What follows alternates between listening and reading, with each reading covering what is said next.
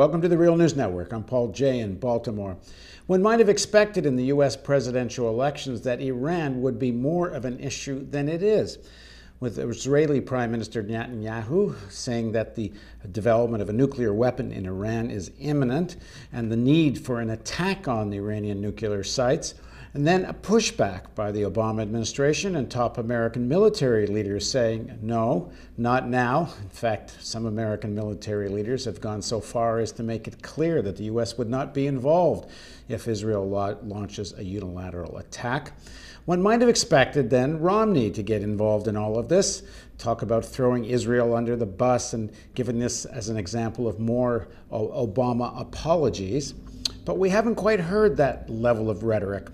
Now joining us to talk about all of this is Jonathan Schell. Jonathan's a fellow at the Nation Institute, teaches a course on the nuclear dilemma at Yale University. He's the author of many books, including most recently, The Seventh Decade, The New Shape of the Nuclear Danger. Thanks for joining us, Jonathan. Good to be with you, Paul. I should add, Jonathan's also on the board of the Real News Network, right from the beginning of the board. So Jonathan, talk about where we're at with this. There's been this whole debate about red lines. The Obama red line and the Netanyahu red line seem not to be the same line. So what is this all about?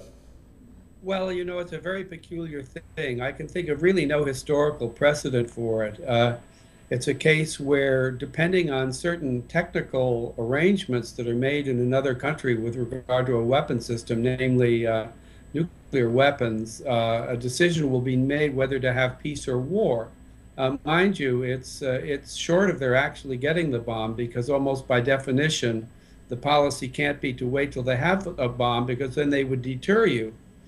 And so everybody's talking about red lines. In other words, some technical step that Iran would take that would precipitate a war, an attack, either by Israel or the United States. But the funny thing is that almost nobody, and I think I can say nobody, has actually defined what they would consider a red line to be. It's a very curious situation.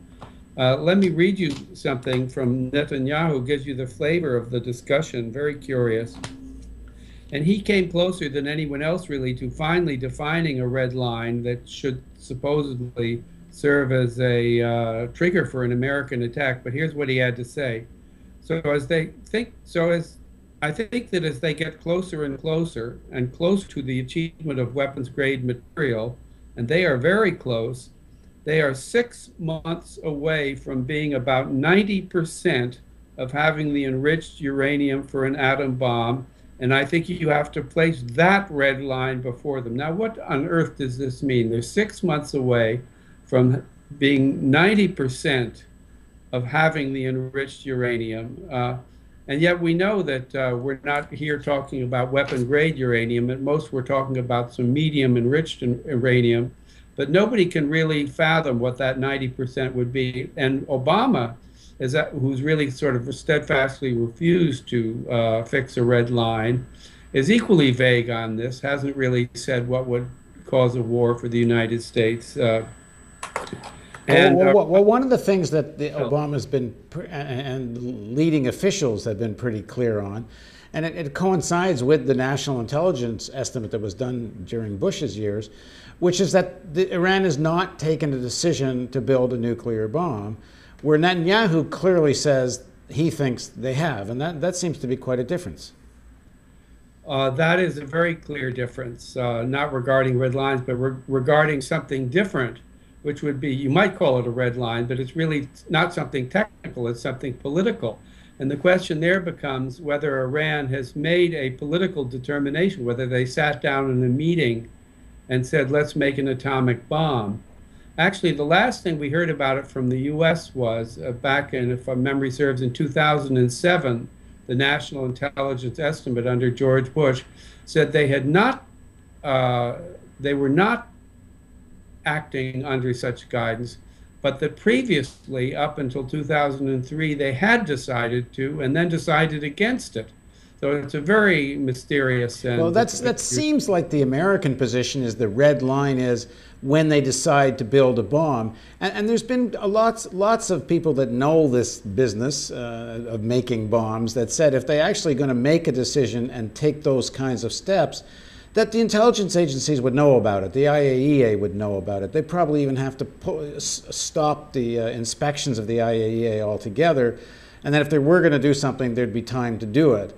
That seems to be the American position. And Netanyahu, you know, his rhetoric has been, no, we need to go now.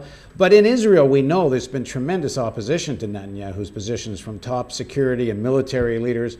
And a lot of people have wondered if Netanyahu's militant position has other objectives than really about to launch an attack. And I wonder what you think of that. Does he really have some other agenda here? Well, we're all left going with our hunches here, but my hunch is that it's all political, and it's American electoral political.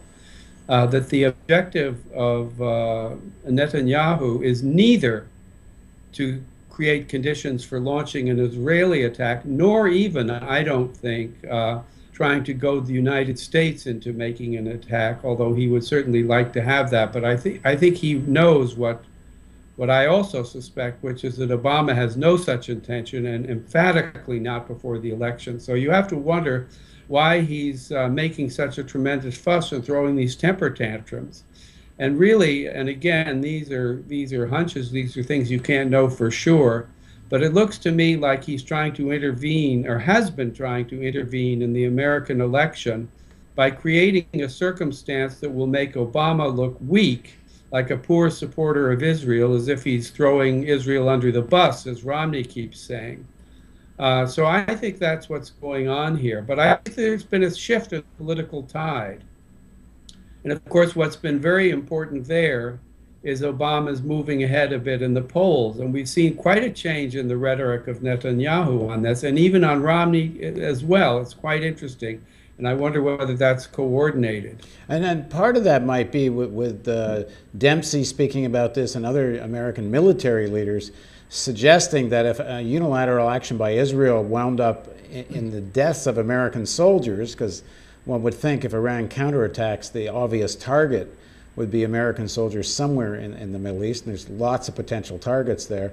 If some Americans start dying as a result of this, you know, we're seeing that even some of the neocons are saying, you better be careful here. You could have a real shift in American public opinion where Israel starts getting blamed for the deaths of U.S. soldiers. I think that's true. And I think Obama, almost for the first time in his presidency, has shown a certain readiness not to cater to the wishes of the Israeli government, not to cater to Netanyahu. And we saw him actually refusing to meet with Netanyahu. Now that the UN is meeting in New York, there was an opportunity for them to meet. And Obama said, really, I don't have time on my schedule for that. And it was considered to be a kind of snub. So he was actually willing to take a little bit of political heat of that type and to risk the perception of being seen as weak that Netanyahu was trying to create. And then in an interview that Netanyahu did in Meet the Press on Sunday, he too backed off a little bit and refused to distinguish between the positions taken by Romney and Obama. And when asked if the U.S. was throwing Israel under the bus, as Romney had said, he wouldn't endorse that. So he seemed to back off a little bit. And again, I think what's changed is the political winds, both in Israel and in the United States. So it doesn't seem like a winning strategy to paint Obama as weak. And then also, of course, he's worried that now that Obama's moving ahead in the polls a little bit, that he's going to get stuck with Obama in the next term, and will have offended him now and be stuck with him then and really have purchase over him. No, but there's another piece of this which I don't think gets talked about enough. I keep harping on this on the Real News, but I don't see much of it anywhere else. Which is, you know, it's like a magician. You know, look at my hand waving around over here, and the real action's in this hand. And you have Netanyahu, you know, screaming about war and potential unilateral attack. But over in this hand, what's really going on is that there is a war going on against Iran, and an economic war of very serious sanctions that's causing a lot of hardship for ordinary Iranians. And not only economic, it's also military, low-level military, because after all, 5 Iranian nuclear scientists have been killed, have been assassinated, in all likelihood by Israel, which refuses to really clarify the matter. And also just this week, we had 2 major explosions in electrical plants that feed the nuclear plants in Iran. And then on top of that, we've had an incredibly serious departure, really, in the whole history of warfare, and that is the use of cyber war to actually upset the technical arrangements in the centrifuges in the nuclear plants in Iran. Really, the first instance of that historically, and something that's full of consequence for the future, because we can expect other countries to get into that line of work as well, not just the United States, which has been doing this in Israel. And President Obama has yet never, I don't think he ever gets asked by mainstream media, and he's certainly never explained, how is it that you're involved with such serious sanctions against Iran when your intelligence agencies are telling you they don't have a nuclear weapons program? That if they don't have the nuclear weapons program, then what's the justification for the sanctions?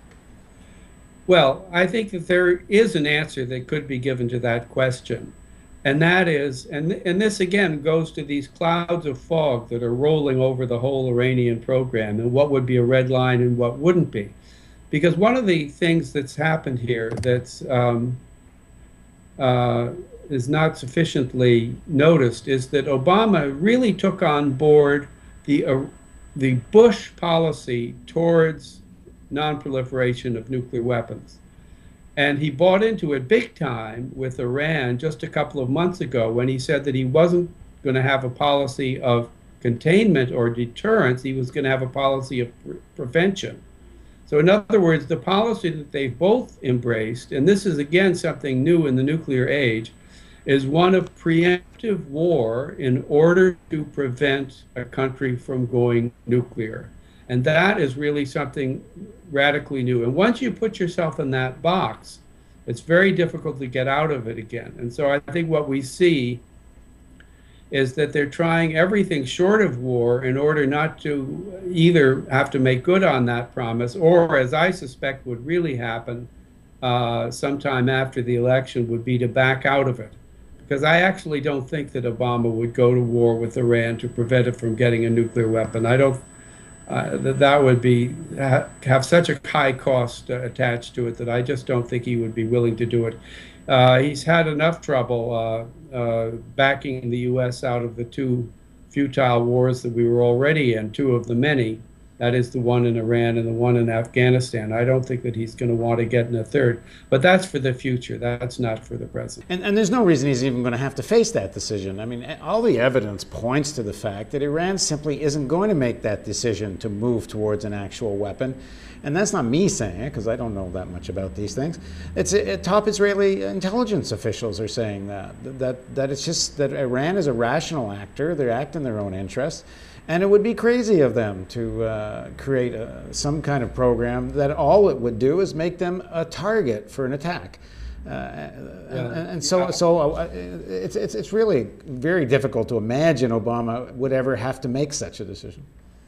Yeah, well, I agree with that too. I went out on a limb and said I don't think Obama is going to attack Iran. That would be crazy. It would make the Iraq war and the Afghan war look like a picnic to go to war with Iran. Imagine that. And Obama, whatever else he is, he's not a crazy person. I think he's a pretty sane person. He's not crazy, and that would be crazy. And so I'll go out on another limb and agree with you there and say that I think that Iran knows well that it would pay a very, very heavy price if it were actually to go ahead and test an atomic bomb. For one thing, they'd simply have to tear up the Nuclear Non-Proliferation Treaty, which is something that really has almost universal support all over the world. So that would be a very, very serious political act. I imagine that it would have serious domestic consequences within Iran. And they would have to violate, about 700 promises they made that they were not going to go into their weapons. I mean, the real issue here, and we've talked about this before on the Real News, and you and I have talked about this before, is what Israel really objects to, and why they're threatening Iran, is they don't like Iran's influence and power in the region, particularly Hezbollah and Hamas, and they would love to see regime change in Iran. But the idea that Iran would give them a reason to get the Americans to attack because they actually are building a bomb, it's kind of preposterous, actually. Yeah, well, what you do understand and gather is that what they are really afraid of is that if Iran has the bomb, it will embolden them to deputize Hamas and Hezbollah and who knows who else to be a little bolder and more aggressive in their conventional policies vis-a-vis Israel. My own personal take on that is that countries are not emboldened when they have nuclear weapons. Rather, it makes them more cautious. If you want an example of that, look back at China in 1964. Mao Zedong talked a very tough line about having the nuclear weapon, very belligerent, very reckless sounding. And the second he got the bomb, he turned all cautious, and you hardly heard of it again. It made them very cautious. So I think the Israelis are wrong on that point, but there is good evidence that they believe it. Right. Okay, thanks for joining us, Jonathan. My pleasure. And thank you for joining us on the Real News Network.